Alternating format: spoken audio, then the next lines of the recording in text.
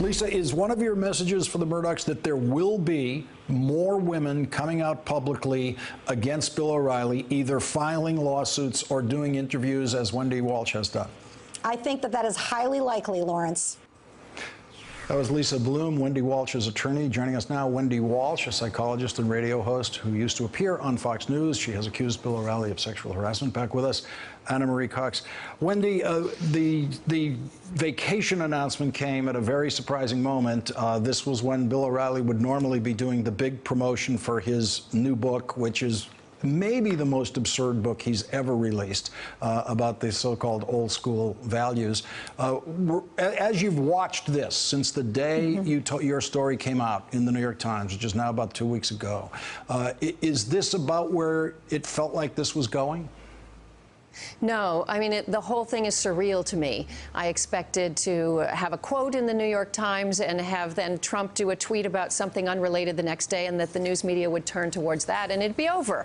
I certainly don't have a dog in this race, and I want to say it over and over. This is not me being vindictive against Mr. O'Reilly or Fox News. It's just telling a simple truth, a simple, authentic story of something that happened to me, so that we as a nation can start to have some discourse about how to make workplaces safer for our daughters, so that we can teach young women and young men how to report sexual harassment, to not be afraid to go to human resources, to have these things be taken seriously, because I didn't even know that I could report as a job applicant.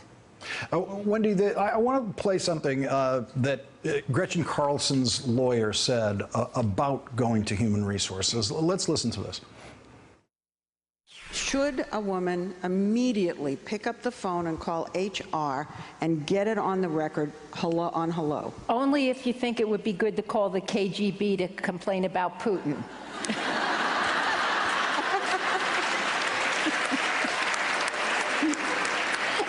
HR is not your friend.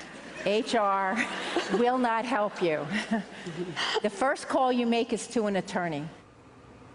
And Wendy, apparently you're the first person to call Fox News HR about Bill O'Reilly, and you showed us the video of that just last week. And in all these years, no one's, according to Fox News, made a call or made any complaint to HR about Bill O'Reilly.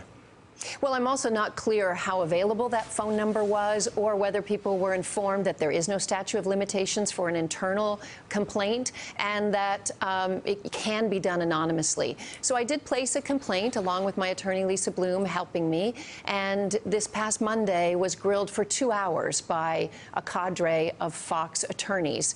I didn't think they were there to protect me, but they were very thorough, and they got lots of details out of me, and now they're working to corroborate what happened. Anna, I have to say, I agree with Wendy in the sense that I certainly wasn't sure where this story was going when I saw the size of it that the New York Times revealed. It was an enormous story, and I thought, okay, this definitely dominates for the next 24 hours or so. But it looks like the advertisers are the ones who, by leaving in significant numbers every single day, the advertisers are the ones who made this story continue to live. And it was people on Twitter and social media talking to those advertisers who were pushing them to do that. Yeah, I was going to say the Sleeping Giants account on Twitter that was involved in getting advertisers off and congratulate them. They're also working on Breitbart. And I just want to say I'm really glad that Wendy recognizes this as sort of, I mean, I hate the term teachable moment, but this is a teachable moment. And it's not just about reporting. It's about taking these accusations seriously as a country, taking them seriously in the media.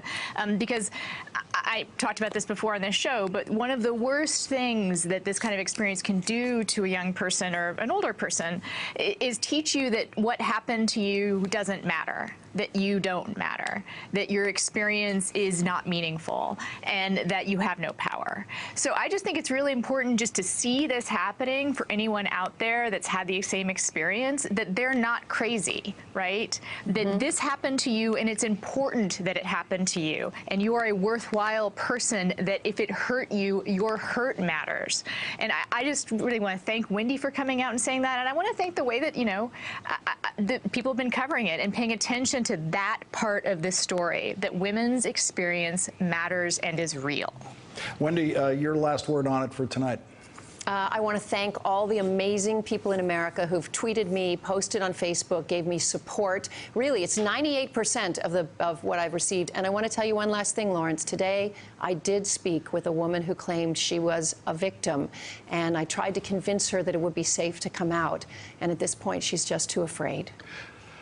This is what Lisa Bloom has been telling us about, that there are other people out there who might be coming out. Wendy Walsh, thank you again very much for joining us. I really appreciate it. Anna Marie Cox, thank you for joining us tonight, too.